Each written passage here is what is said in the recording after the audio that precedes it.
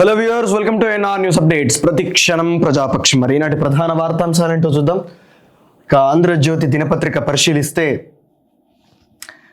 వణికించిన చినుకు. రాష్ట్ర వ్యాప్తంగా పలుచోట్ల భారీ వర్షం, నీట మునిగిన వరి, పత్తి, మొక్కజొన్న పంటలు, ఉప్పొంగిన వాగులు, దిగ్బంధంలో పల్లెలు.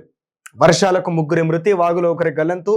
ఖమ్మం జిల్లా ఎర్రుపాలెంలో 21.2 సెంటీమీటర్లు, నారాయణపేట జిల్లా మరికల్లో 13.8 సెంటీమీటర్లు, కోదాడలో వరద బీభత్సం, విద్యుత్ నిలిపివేత. హైదరాబాద్ విజయవాడ రోడ్డుపై ట్రాఫిక్ జామ్.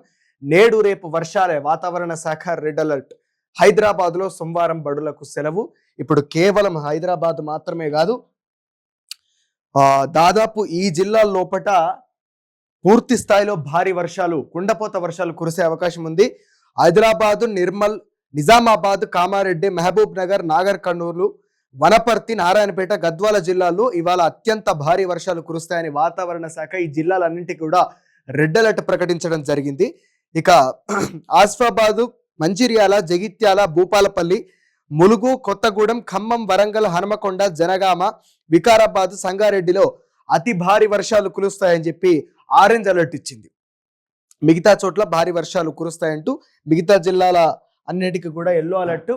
ఇక పూర్తిగా తెలంగాణలో ఉన్నటువంటి ఉమ్మడి రాష్ట్రాల లోపట, ఉమ్మడి 10 జిల్లాల లోపట భారీ వర్షాలు ఇవాళ, అదేవిధంగా నిన్నతో పోల్చుకుంటే నిన్న కావచ్చు, ఇవాళ కావచ్చు, భారీ వర్షాలు కురవబోతా ఉన్నాయి. కాబట్టి ప్రజలందరూ కూడా అప్రమత్తంగా ఉండాలి. అధికారులు కాస్త అందుబాటులో ఉండి ప్రజలకు సహాయంగా ఉండవలసిందిగా విజ్ఞప్తి చేస్తూ, పైకి షెడ్లు, లోన బిల్డింగ్లు. హైదరాబాద్ అప్పచెరువులో ఆక్రమణల కూర్చివేత. శిఖం భూమిలో 13 నిర్మాణాల తొలగింపు, వాటిలో అక్రమంగా పరిశ్రమల నిర్వహణ. అందులో 2 బీజేపీ కార్పొరేటర్వి నోటీసులు ఇవ్వకుండా కూల్చేశారన్న బాధితులు. ఈ షెడ్ల కారణంగానే 4 ఏళ్ల క్రితం వరదలు, చెరువు కట్ట తెగి 5గురి దుర్మరణం. జాతీయ రహదారిపై రోజుల తరబడి నీరు. నాడు ఎలాంటి చర్యలు చేపట్టని అధికారులు. నిజానికి మీరు బాగా గమనించండి, హైదరాబాద్ లోపట, హైదరాబాద్ పూర్తి హైదరాబాద్కు లేక్ సిటీగా పేరు. ఈ లేక్ సిటీలో దాదాపు 2000 చెరువులు హైదరాబాద్లో ఉండేవని ఒక అంచనా. ఈ 2000 చెరువులలో కబ్జాకు గురైనటువంటి ప్రతి చెరువు, ఆ కబ్జా చేసినటువంటి ప్రతి వ్యక్తి మీరు గమనించండి, మామూలు జనాలు కాదు, పేదవాళ్ళు కాదు, మామూలు జనాలు కాదు, పేదవాళ్ళు కాదు, గతి లేక ఆ భూమిని కబ్జా చేసి అక్కడ ఇల్లు కట్టుకున్నటువంటి వ్యక్తులు కాదు. ఇండస్ట్రీలు ఏర్పాటు చేసుకోనో, లేకపోతే కన్వెన్షన్ లాంటి, నాగార్జున కట్టుకున్నటువంటి కన్వెన్షన్ లాంటివి ఏర్పాటు చేసుకొని వ్యాపారాల కోసమో, లేకపోతే వాటిని నాదే అని చెప్పి కబ్జా చేసి ఫ్లాట్ చేసేటటువంటి వ్యక్తులు అందరూ కూడా రాజకీయ నాయకులే. మొత్తం ఏదో ఒక కాంగ్రెస్ పార్టీయా, బీజేపీ పార్టీయా, బీఆర్ఎస్ పార్టీయా, రకరకాల పార్టీలకు చెందినటువంటి నేతలవే తప్పించి ఇంకొకరివి కావు. చూడండి, మొత్తం ఉన్నటువంటి ఫామ్ హౌస్లు అన్నీ కూడా మీరు ప్రతి చెరువులో, హిమాయత్ సాగర్లో కావచ్చు, అదేవిధంగా గండిపేట చెరువు పరిధి ప్రాంతాల్లో కావచ్చు, మీరు ఆక్రమణకు గురైనటువంటి ప్రతి చెరువులో మీరు గమనించండి, ప్రతిది కూడా, ప్రతి ఒక్క ఫామ్ హౌస్, ప్రతి ఆక్రమణ కూడా రాజకీయ నాయకులదే, ముఖ్యంగా అధికార పార్టీలో ఉన్నటువంటి రాజకీయ నాయకులదే ఉంటుంది. నిజానికి హైడ్రా రావడం నిజంగా చాలా వరకు కూడా ప్రజలకు, రాజకీయ నాయకులు ఎన్నుకోబడితే ఒక విలువలు లేకుండా, సిద్ధాంతాలు లేకుండా, కేవలం డబ్బుతోని, లేకపోతే ఇంకా రకరకాలైనటువంటి బలాలతోటి గెలిచి ఈ స్థాయిలోకి వచ్చినటువంటి వ్యక్తులందరూ కూడా చేసేటటువంటి మొట్టమొదటి పని ఏమిటంటే వారి యొక్క ఆస్తుల్ని పెంచుకోవడం. అందులో ఇది ఒక భాగం.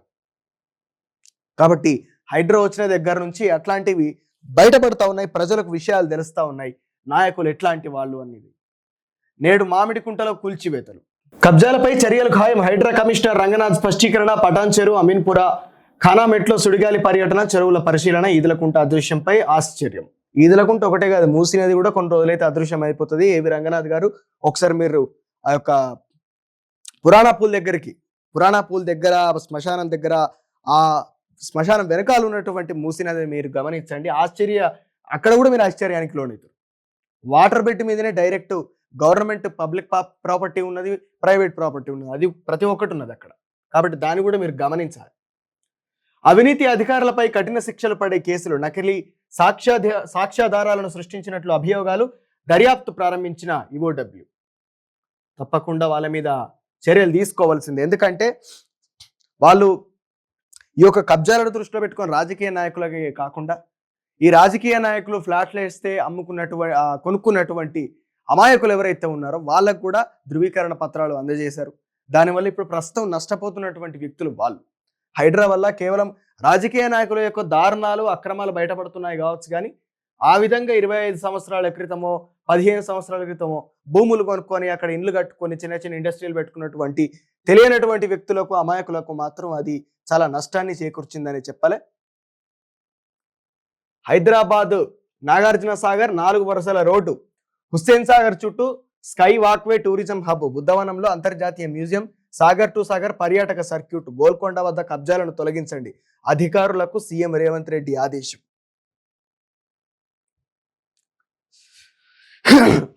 అయితే ఒక విషయం ముఖ్యమంత్రి గారు తెలుసుకోవాల్సినటువంటి, ఆలోచించవలసినటువంటి, విచారణ చేయవలసినటువంటి విషయం ఏమిటంటే, తెలంగాణ అంటే కేవలం హైదరాబాద్ మాత్రమే కాదు.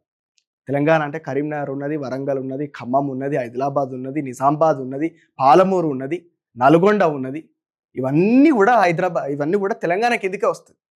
కాబట్టి 10 జిల్లాల పట్ల మీకు ప్రేమ ఉండాలి, 10 జిల్లాల పట్ల మీకు విచారణ ఉండాలి, 10 జిల్లాల పట్ల మీకు తప్పకుండా అక్కడ ప్రతి ప్రాంతానికి కూడా, ప్రతి మారుమూల ప్రాంతానికి కూడా మంచి, ఎక్కడెక్కడైతే ఇట్లా కబ్జా గురించి మీరు చాలా గొప్పగా మీరు అసలు హైడ్రాని తీసుకొచ్చి హైదరాబాద్లో కబ్జాదారుల యొక్క భరతం పడతా ఉన్నారు కదా, రాష్ట్ర వ్యాప్తంగా ఉన్నటువంటి కబ్జాకోరుల భరతం కూడా మీరు పట్టాల్సిందే. ఖచ్చితంగా అక్కడి నుంచి కూడా మీరు మొత్తం కేవలము తెలంగాణ లోపల గొలుసు కట్టు చెరువులు ఎక్కువ. ఈ గొలుసు కట్టు చెరువులను గొలుసులు దెంపేసినటువంటి బాపతిగాలు చాలా ఉన్నారు. కాబట్టి ఎన్నో అసలు చెరువులు పూడికలు లేవు, ఏమీ లేవు ఇంతవరకు.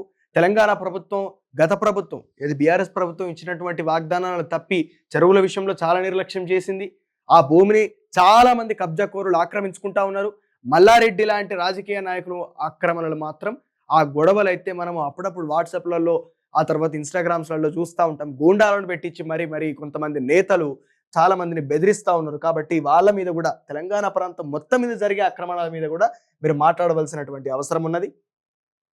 కృష్ణా బేసిన్లో హై అలర్ట్, శ్రీశైలం నుంచి 5 లక్షల క్యూసెక్లు, నాగార్జున సాగర్ 26 గేట్లు ఎత్తివేత, అధికారులు అప్రమత్తం, సీఎం.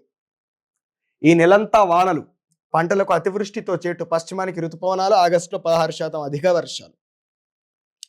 ఏపీలో కుండపోత, భారీ వర్షాలకు 9 మంది మృతి, విజయవాడలో రికార్డు వాన, బంగాళాఖాతంలో వాయుగుండం, అల్పపీడనం కాస్త వాయుగుండంగా మారింది. నిన్న ఆంధ్రప్రదేశ్లో మాత్రం విపరీతమైనటువంటి వర్షపాతం చోటు చేసుకుంది. విజయవాడ ప్రాంతంలో మాత్రం దాదాపు సిటీ అంతా కూడా మునిగిపోయింది. గోదావరి నది బ్రిడ్జ్ హెడ్జ్ వరకు వచ్చేసి అంత దారుణమైనటువంటి స్థాయిలో నిన్న వరద బీభత్సంతో విజయవాడ ప్రాంతం మొత్తం కూడా అల్లకల్లోలమైపోయినటువంటి పరిస్థితి. కొత్త ఏడాదిలోనే పంచాయతీ ఎన్నికలు, త్వరలో నూతన బీసీ కమిషన్, ఆ వెంటనే కులగణనకు ఏర్పాట్లు. ఇదంతా పూర్తికి 4 నెలలు. ఈలోగా పూర్తి రుణమాఫీపై దృష్టి, ఓటర్ జాబితా కసరత్తులో రాష్ట్ర ఎన్నికల సంఘం. బీసీలకు 42% ఇవ్వాల్సిందే, స్థానిక ఎన్నికల్లో రిజర్వేషన్లు అమలు చేయాలి. ఎన్నికల కమిషన్ నిర్వహించిన అఖిలపక్ష సమావేశంలో బీఆర్ఎస్ బీజేపీ డిమాండ్, కోటా ఖరారైన వెంటనే ఎన్నికలు పెడతాం, ఈసీ 6 పంచాయతీల్లో ఓటర్ల జాబితా విడుదల. నిజానికి ఇక్కడ ఈ పూర్తి ఈ పేపర్ కావచ్చు, ఈనాడు పేపర్ కావచ్చు చూసుకుంటే ప్రభుత్వానికి సంబంధించినటువంటి వార్తలు, ప్రభుత్వానికి అనుకూలంగా ఉండేటటువంటి వార్తలు మాత్రమే మనం చూస్తూ ఉన్నాం. ఎందుకంటే బీసీలకు శాశ్వతమైనటువంటి పరిష్కారాలు చూపించే దిశగా 42% రాజకీయ రిజర్వేషన్లు ప్రతి ఎన్నికల్లో లభించే ఆ లబ్ధి కోసము, ఆ ప్రయోజనం కోసము, బీసీల లోపల కుల గణన కోసము దాదాపు 9 రోజుల నుంచి అటు గాంధీ ఆసుపత్రిలో, అక్కడెక్కడో హైదరాబాద్లో మొదలైనటువంటి దీక్ష గాంధీ ఆసుపత్రిలో ఇప్పటికీ జక్కని సంజయ్ గారి చేత కొనసాగించబడతా ఉంటే, ఇంతవరకు కాంగ్రెస్ ప్రభుత్వం కావచ్చు, ముఖ్యమంత్రి రేవంత్ రెడ్డి గారు కావచ్చు, దాని గురించి సమీక్ష నిర్వహించలేదు. ఎటువంటి వార్త కూడా, మరి ఎటువంటి ప్రకటన కూడా చేయలేదు. కుల గణన గురించి ఒక ప్రకటన కూడా ఏ అధికారి ఏ నాయకుని చేతనో లేకపోతే ఏ మంత్రి చేతనో కూడా చేయించలేదు. కాబట్టి 9 రోజులు నుంచి దీక్ష చేస్తా ఉన్నారు. జక్కన్ సంజయ్ యొక్క పరిస్థితి, పూర్తిగా ఆరోగ్య పరిస్థితి విషమించినటువంటి సందర్భం. కాబట్టి ముఖ్యమంత్రి గారు ఖచ్చితంగా మీరు స్పందించవలసినటువంటి అవసరం ఉన్నది. ఎందుకంటే రాష్ట్ర వ్యాప్తంగా ఉన్నటువంటి నాయకులందరూ కూడా ఆ యొక్క దీక్షకు మద్దతు తెలుపుతా ఉన్నారు. జక్కన సంజయ్ గారి యొక్క ఆరోగ్యం రోజు రోజుకు దిగజారిపోతా ఉన్నది. నిన్న పరిస్థితి విషమిస్తే రాత్రిపూట అటు అపోలో హాస్పిటల్కి తీసుకెళ్లడం జరిగింది. కాబట్టి దయచేసి ఇంకా ఈ పరిస్థితి విషమించక ముందే, ఆయన యొక్క ఆరోగ్య పరిస్థితి విషమించక ముందే, ఆ వ్యక్తికి ఏమి కాకముందే మీరు మీ యొక్క నిర్ణయాన్ని ప్రకటిస్తే చాలా బాగుంటుంది.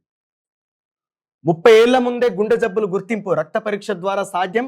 ఎల్డిఈలతో పాటు సి రియాక్టివ్ ప్రోటీన్, లీపోప్రోటీన్ల ద్వారా వెల్లడి. 30,000 మంది మహిళలపై 1992 నుంచి 95లో జరిగిన అధ్యయనంపై సరికొత్త విశ్లేషణ. యూరోపియన్ సొసైటీ ఆఫ్ కార్డియాలజీ కాంగ్రెస్లో పరిశోధన పత్రం. మనము ఇక అనద్దు కానీ మనకు అట్లాంటివి చేయం. మనం పనికిరాని వాటి మీద మాత్రం దాని మీద ఎటువంటి అధ్యయనాలు చేయకుండా, ఎటువంటి మెడికల్ వాల్యూస్ లేకుండా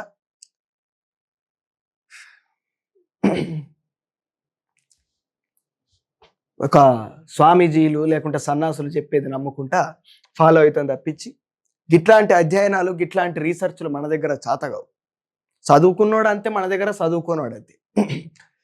మనకు శాస్త్రీయత వద్దు, అశాస్త్రీయమే కావాలి. కాబట్టి ఇట్లాంటి విషయాలు మనం బయట నుంచి నేర్చుకోవాల్సిందే తప్పించి మన దగ్గర నుంచి నేర్చుకునే ఆలోచనలు మనకు లేవు. కానీ తెరపైకి మాజీ డీజీపీ పేరు. ఏపీలో కాదంబరి జత్వాని కేసులో మరో ట్విస్ట్. 2వ రోజు ముంబై నటి వాంగ్మూలం నమోదు. ఆమె తల్లిదండ్రుల నుంచి కూడా స్వీకరణ. మరోసారి మీడియా ముందుకు జత్వాని. పిఎస్ఆర్ కాంతిరాణి కనుసన్నల్లో కేసు. ఫోర్జరీ డాక్యుమెంట్లు తయారు చేసిన వారిపై కఠిన చర్యలు తీసుకోవాలని డిమాండ్.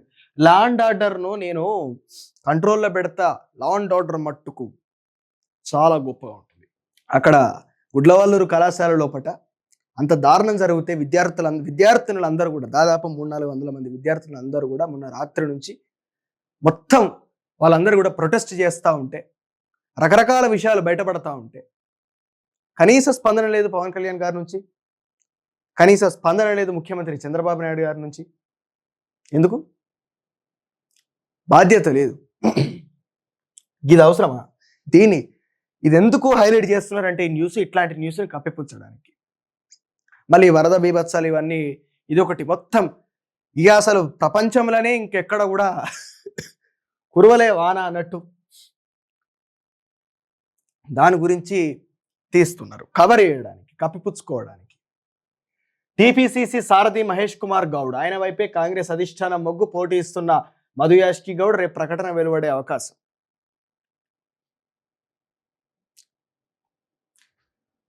జస్ట్ అట్లా ఉత్సవ విగ్రహంగా మారేదానికి కూడా ఇంత హైప్ ఇచ్చి దానికి ఒక పేజ్, దానికి ఒక కాలమే, దానికి ఒక ఎన్నో ముఖ్యమైనటువంటి వార్తలు మరుగైపోతుంటే దానికి ఇక్కడ వెడితిరి. మహేష్ గౌడ్కి ఇచ్చేది, మధు యాష్కి ఇచ్చేది. ఎవరు కావాలి? అది ముఖ్యమంత్రులు అయితే గారు కదా.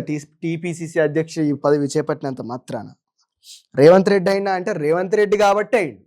రేవంత్ రెడ్డి పొజిషన్లో ఎవరున్నా కాకపోయేటోళ్ళు పీసీసీ నుంచి ముఖ్యమంత్రిగా. రైతులకు వినేష్ మద్దతు. శంభు సరిహద్దు వద్ద అన్నదాతలకు సంఘీభావం. మద్దతు ధరపై 200 రోజుకు చేరిన ఆందోళన. కేంద్ర ప్రభుత్వ తీరు బాధాకరమని వినేష్ విమర్శ. రాజకీయ ప్రవేశంపై సమాధానం దాటవేత. రెజ్లర్ను కాంగ్రెస్లోకి తెచ్చేందుకు ప్రయత్నం. హర్యానా ఎన్నికల షెడ్యూల్లో మార్పులు. పోలింగ్ అక్టోబర్ 1న బదులు 5న లెక్కింపు. 8వ తేదీన అసోజ్ అమావాస్య కారణంగానే సవరణ. వినేష్కు కరవాలం బహుకరిస్తున్నటువంటి రైతులు. ఈ దేశం లోపల అన్యాయం జరిగిన వారు మాత్రమే మద్దతు తెలుపుతారు. వినేష్ ఫోగట్ కూడా మరి అన్యాయానికి గురవుతున్నటువంటి అన్నదాతలే మద్దతు తెలిపారు. కేవలము రాజకీయాల కోసం, రాజకీయంగా ప్రభుత్వాన్ని దెబ్బతీసే ప్రయత్నం చేసింది అన్నటువంటి ఒక దుర్మార్గమైనటువంటి ఆలోచన. తనకు జరిగిన అన్యాయం గురించి ప్రభుత్వం ఆలోచించకుండా, తన పార్టీకి డ్యామేజ్ జరిగింది, తన పార్టీలో ఉన్నటువంటి వ్యక్తి యొక్క ఇమేజ్కి డ్యామేజ్ జరిగింది అన్నటువంటి ఉద్దేశంతో ఒలింపిక్స్కి మెడల్ తేవడానికి వెళ్ళినటువంటి ఒక అమ్మాయి మీద, ఒక చరిత్ర కలిగినటువంటి కుటుంబం మీద దారుణమైనటువంటి రాజకీయాలు చేసి ఈరోజు దేశము లోపట ఆధిపత్య వర్గాల యొక్క నియంతృత్వ ధోరణిని చాలా గొప్పగా ప్రకటించారు. ఇది మన దేశంలోనే సాధ్యమవుతుంది. ఇవి నాటి ప్రధాన వార్తాంశాలు. ఇలాంటి న్యూస్ కోసం లైక్ చేయండి, షేర్ చేయండి, సబ్స్క్రైబ్ చేయండి. Stay tune to NR news updates. ప్రతి క్షణం ప్రజాపక్షం. Thank you.